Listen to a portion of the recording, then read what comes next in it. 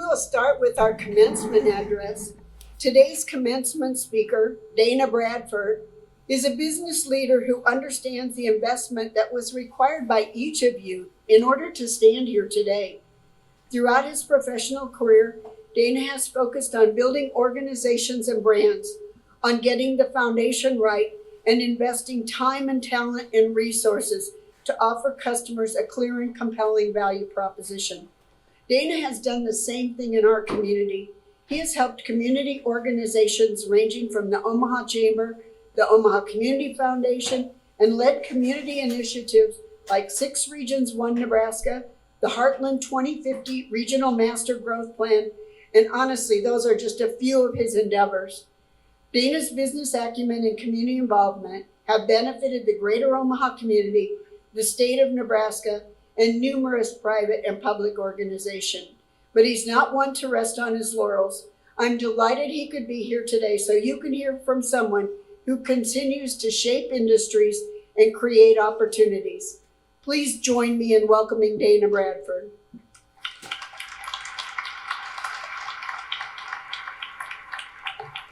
Thank you, Mary.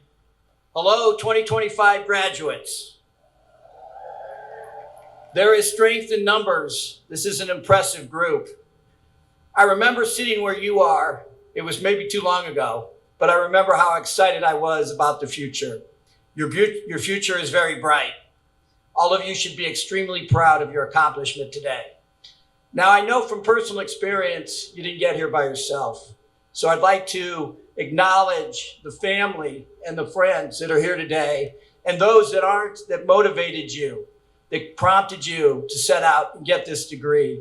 Nothing motivates like family, whether it's your kids, your spouse, siblings, parents. It's an incredible force, and you're fortunate to have people in your life that propel you forward. Let's also recognize the people in your life who showed you the path to higher education: guidance counselors, administrators, professors, employers, work associates, and yes, all of these people behind me. They all played an important part in your life. Positive energy sources are extremely valuable, so do all you can to find and keep them in your life. The more inspiration in life, the better. In honor of your achievement and in recognition of your bright futures, I thought it might be helpful to share with you some of the things I have learned and observed along the way. Here's the deal. I'm going to break a rule. I have a rule. I don't read speeches, but it's impossible to put 40 years into 10 minutes unless I do so. So you'll have to bear with me when I cover some of the things. But a couple of things that I want to note. I'm going to cover my journey in 4 stages. I know all of you are in different stages of your life today. So my hope is that one or more of these stages will connect with you in a meaningful way. Some of the common tenets that you're going to hear in my comments today within these stages are: always size the prize, define what victory looks like, always value the people and the work, always gain the perspective. It's so important to have the right perspective because it dictates your attitude. Always believe in the goals and objectives you are preparing to achieve. So here goes. 40 years of experiences and time utilization in 10 minutes. Give me 10 minutes and hopefully I'll give you something of value.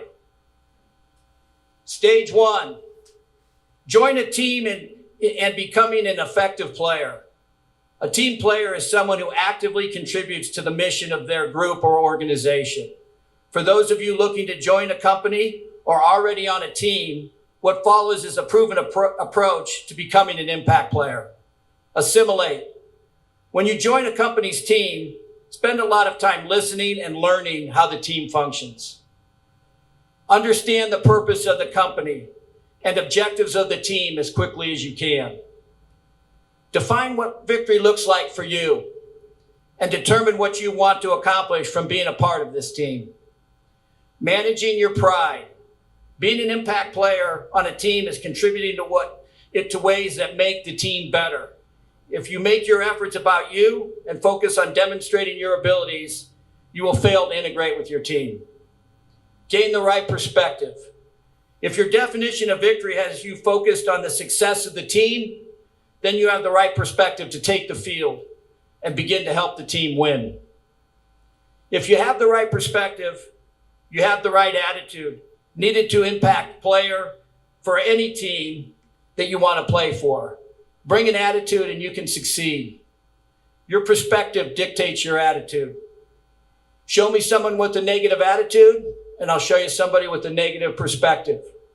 Nothing will impair you more than a negative attitude. All right, for a winning formula, for those of you on a team or preparing to join a team, evolve your pride and priorities by gaining the perspective you need to be an effective player, a true contributor to the efforts.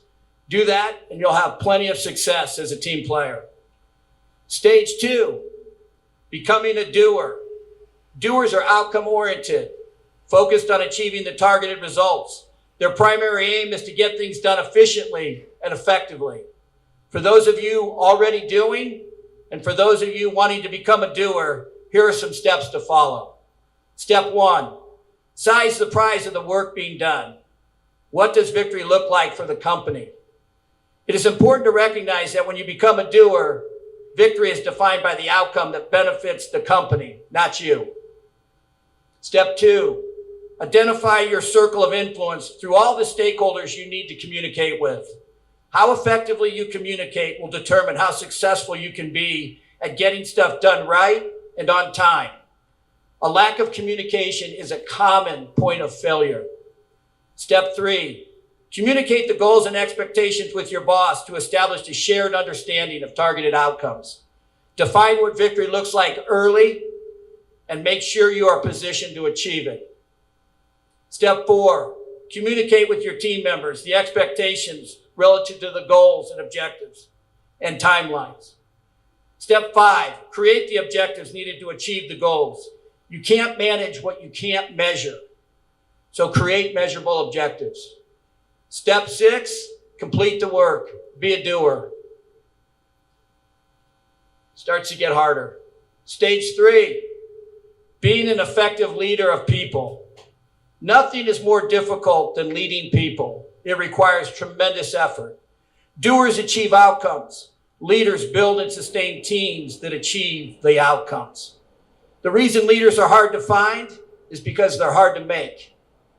For those of you that are leading or soon will be, I've been fortunate to observe a lot of different leadership styles, and the following approach is effective. Important questions. Size the prize. What does victory look like for the people you will be leading? Why are they here? What do they want to work? Why do they want to work for you? Gain the necessary perspective. What am I doing to compel people to want to work for me? These are very, very important questions for leaders. Important behavior. Be considerate. Include people in the strategies and goal setting. Listen to their questions and concerns. Learn from their feedback. Develop and sustain multiple touch points to ensure that people feel heard and included. Important actions. Build and sustain two-way communication channels.